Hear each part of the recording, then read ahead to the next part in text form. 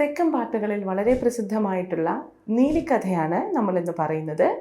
കഥയിലേക്ക് 32 ഭാഗങ്ങളായി തിരിച്ചിട്ടുള്ള ഈ നീലിക്കഥ പഴകനെല്ലൂർ അമ്മയപ്പൻ തിരുക്കോവിലിൽ മുറയോടുകൂടി കൂത്താടുന്ന ഒരു സ്ത്രീയുടെ കഥ പറഞ്ഞുകൊണ്ടാണ് ആരംഭിക്കുന്നത്.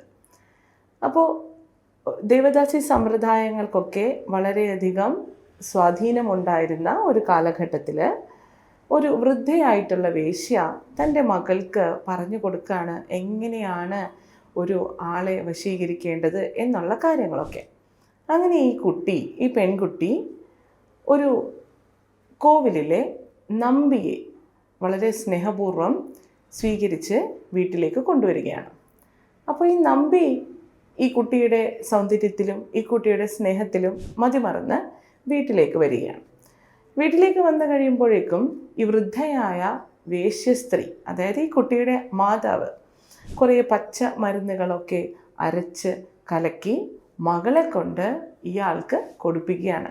ഇത് കുറേ വശീകരണ മന്ത്രങ്ങളും തന്ത്രങ്ങളും ഒക്കെ കലർന്നിട്ടുള്ള പച്ചമരുന്നുകളാണ്. അപ്പോൾ ഈ മരുന്നൊക്കെ കൊടുത്തു കഴിയുമ്പോഴേക്കും നമ്പി എന്താ ചെയ്യുക? നമ്പി തൻ്റെ മടിശീലയിലുണ്ടായിരുന്ന പണമത്രയും അയാൾക്കുണ്ടായിരുന്ന ധനമത്രയും ഈ സ്ത്രീക്ക് കൊടുക്കുകയാണ്. പക്ഷേ ഈ സ്ത്രീക്ക് നമ്പിയോട് സ്നേഹം ഉണ്ടായിരുന്നു. വൃദ്ധയായ വേശ്യസ്ത്രീ എന്താ പറഞ്ഞേ?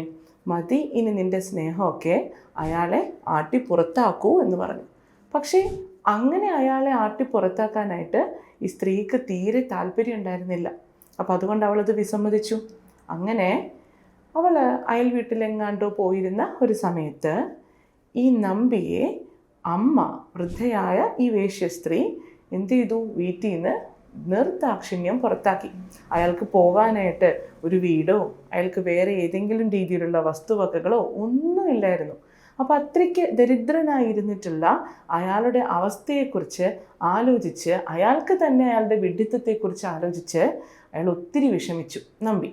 അങ്ങനെ ഇരിക്കെ ഈ മകള് തിരിച്ചു വന്നു അമ്മയോട് നമ്പിയെക്കുറിച്ച് അന്വേഷിച്ചു.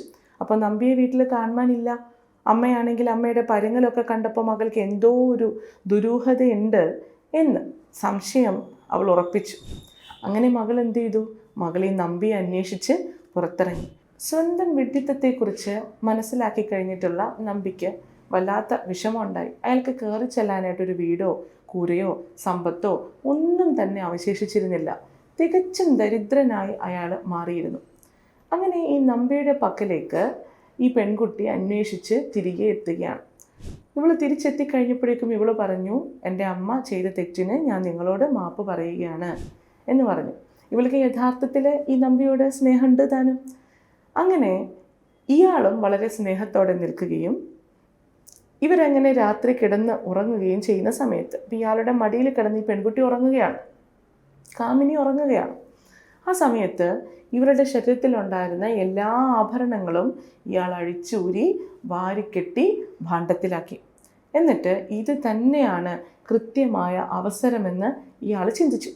അങ്ങനെ ഒരു ചെന്നായയുടെ ബുദ്ധിയെപ്പോലെ, ചെന്നായയുടെ തത്വോപദേശം പോലെ ഇയാളുടെ മനസ്സിൽ ഇങ്ങനെ മന്ത്രിച്ചു കൊണ്ടിരുന്നു.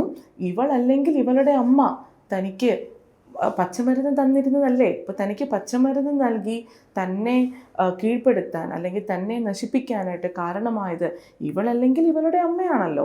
അപ്പോൾ അതുകൊണ്ട് ഇവൾ ഇത് അർഹിക്കുന്നുണ്ട് എന്ന രീതിയിലാണ് ഈ നമ്പി എന്ത് ചെയ്തത്? ഈ പെൺകുട്ടിയെ കൊല ചെയ്യാനായിട്ട് ശ്രമിക്കുന്നത്. അങ്ങനെ ഈ കുട്ടിയെ മണ്ണിട്ട് മൂടുകയും അവളുടെ തലഭാഗം കരിങ്കല്ല് കൊണ്ട് അടിച്ച് കൊല്ലുകയും ചെയ്തു.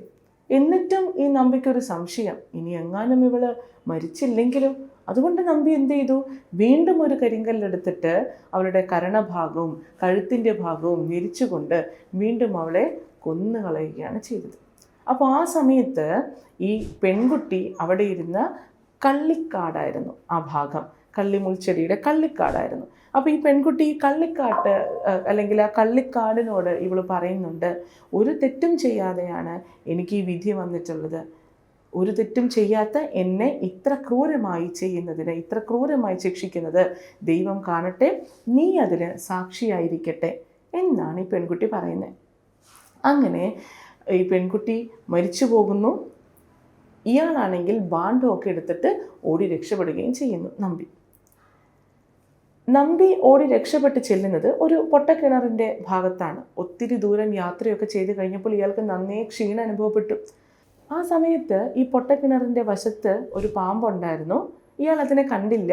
ആ പാമ്പ് ഇയാളെ കൊത്തുകയും ഇയാൾക്ക് വിഷം തീണ്ടി ഇയാൾ ചോരയൊക്കെ ഛർദ്ദിച്ച് ഇയാൾ മരണപ്പെടുകയും ചെയ്തു.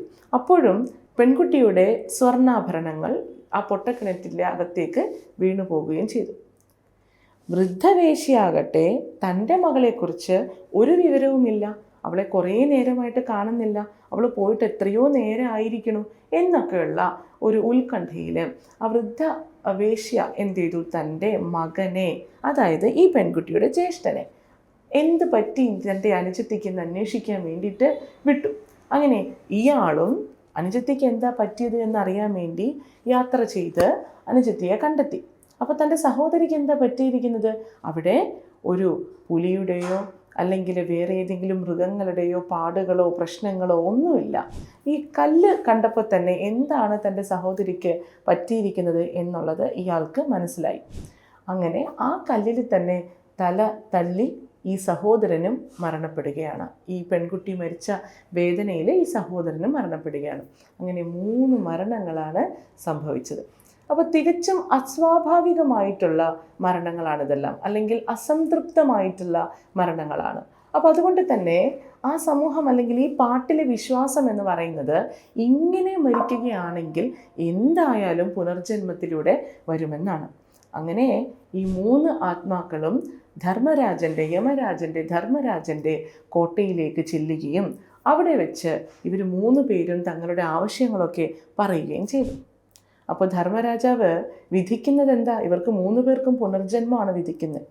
അങ്ങനെ കാവേരിപ്പൂം പട്ടണം എന്ന് പറയുന്ന സ്ഥലത്ത് ഒരു ചെട്ടിയാരായി ജന്മമെടുക്കാനായിട്ട് നമ്പിക്ക് വിധി വരുന്നു. ഇവർ 2 പേർക്കാണെങ്കിൽ എന്താ വിധി വരുന്നത്?